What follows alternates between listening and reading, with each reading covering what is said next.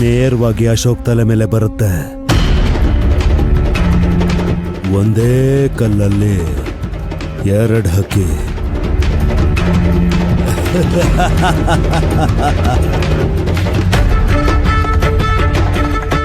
ಆದಷ್ಟು ಬೇಗ ಶಿವಗಾಮಿನ ಮುಗಿಸ್ಬೇಕು.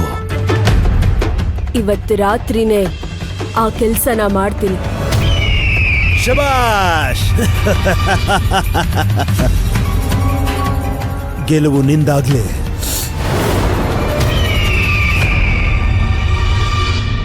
ಶಿವಗಾಮಿ, ನಿನಗೆ ಶಾಶ್ವತವಾಗಿ ಗುಡ್ ಬೈ ಹೇಳ್ತೀನಿ.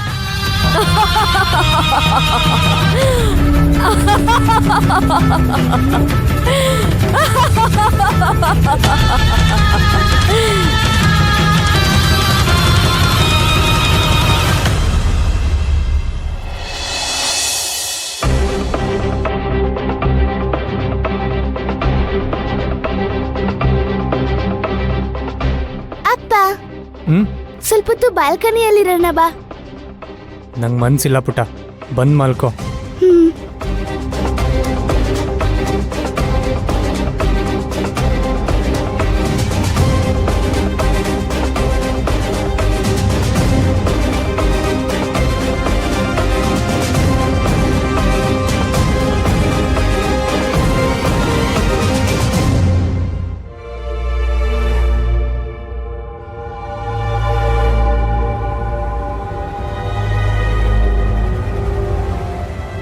ಭೈರವಿ ಪುಟ, ಇವತ್ತು ಒಂದಿನ ನೀನು ಕಮಲಮ್ಮ ಅಜ್ಜಿ ಜೊತೆ ಹೋಗಿ ಮಲ್ಕೋತ್ಯಾ?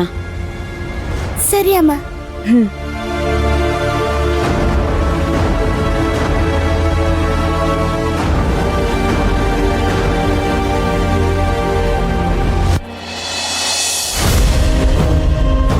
ಅಶೋಕ್, ನೀವ್ಯಾಕೆ ಹಾರಿಕಾಗ್ ಯಾವಾಗ್ಲೂ ಇಷ್ಟೊಂದು ಸಪೋರ್ಟ್ ಮಾಡ್ತಿರ್ತೀರಾ? ನೀನ್ ಯಾಕೆ ಹಾರಿಕಾ ಮೇಲೆ ಇಷ್ಟೊಂದು ದ್ವೇಷ ಮಾಡ್ತಾ ಇದೀಯಾ?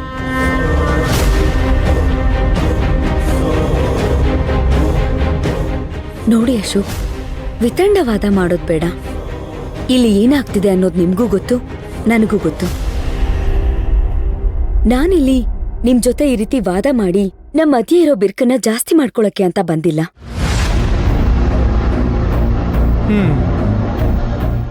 ಸರಿ ಆಯ್ತು, ಹಾರಿಕಾನ ಮನೆಯಿಂದ ಆಚೆ ಹಾಕಕ್ಕೆ ಒಂದು ವ್ಯಾಲಿಡ್ ರೀಸನ್ ಕೊಟ್ಟು ನೋಡೋಣ. ಅವಳಿಂದ ನಮ್ಗೆ ತೊಂದರೆ ಆಗಿದೆ, ಅದಕ್ಕೆ.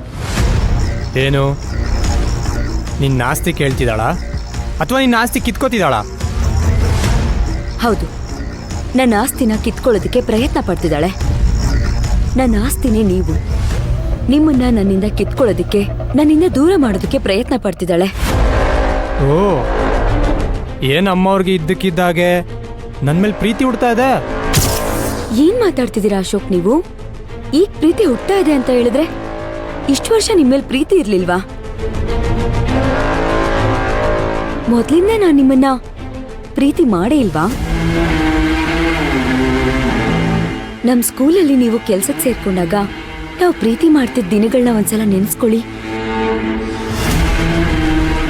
ಅದು ಬರೀ ನಿನ್ ತೋರಿಕೆ ಪ್ರೀತಿ. ಅಂದ್ರೆ ಏನ್ ಹೇಳ್ತಾ ಇದ್ದೀರಾ?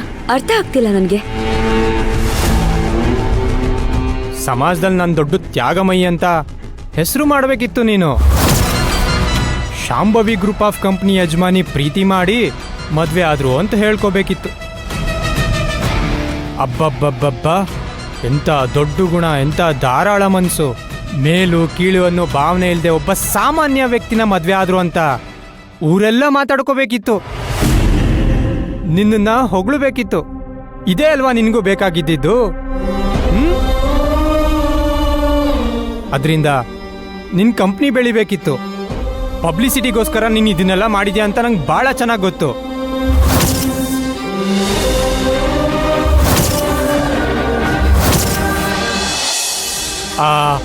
ಈ ಪ್ರೀತಿಲಿ ಎರಡು ಥರ ಇದೆ. ಒಂದು ಮನ್ಸಾರೆ ಪ್ರೀತಿಸೋದು, ಇನ್ನೊಂದು ನಿನ್ ಥರ ತೋರಿಕೆ ಪ್ರೀತಿ.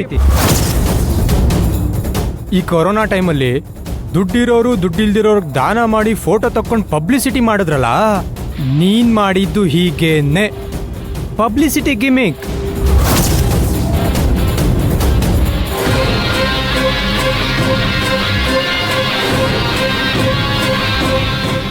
ಅಶೋಕ್,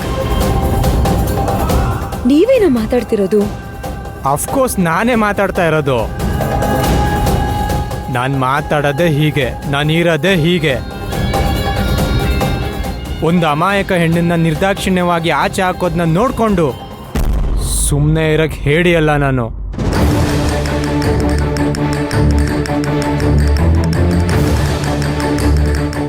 ಅರ್ಥ ಆಯ್ತಾ ಶಿವಗಾಮಿ? ನಾನು ಈ ಥರ ಮಾಡ್ತಿದ್ದೀನಿ ಅಂತ ನನ್ನನ್ನು ಆಚೆ ಹಾಕ್ತೀಯಾ? ನಾನಿದಕ್ಕೆಲ್ಲ ತಲೆನೇ ಕೆಡ್ಸ್ಕೊಳಲ್ಲ. ಛ, ನಿನ್ ಮುಖ ನೋಡೋಕ್ಕೂ ಅಸಹ್ಯ ಆಗ್ತಿದೆ ನನಗೆ.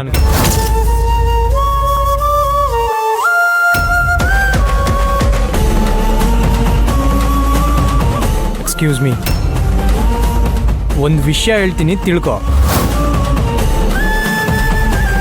ನಿನ್ಗಿಂತ ಆರಿಕಾಗಿ ನನ್ನ ಮೇಲೆ ಅಕ್ಕರೆ ಪ್ರೀತಿ ಜಾಸ್ತಿ ಇದೆ.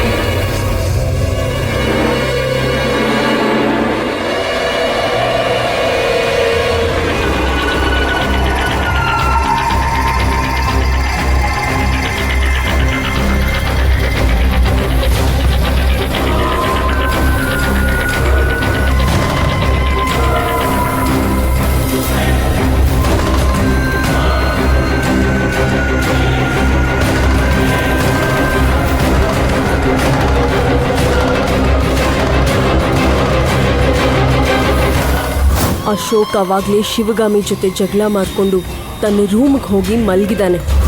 ಭೈರವಿ ಕೂಡ ಕಮಲಮ್ಮನ ಜೊತೆ ಮಲಗಿದಾಳೆ. ಶಿವಗಾಮಿ ಒಬ್ಳೆ ಮಲಗಿದಾಳೆ. ಈ ಶಿವಗಾಮಿ ಕಥೆನ ಮುಗಿಸ್ತೀನಿ.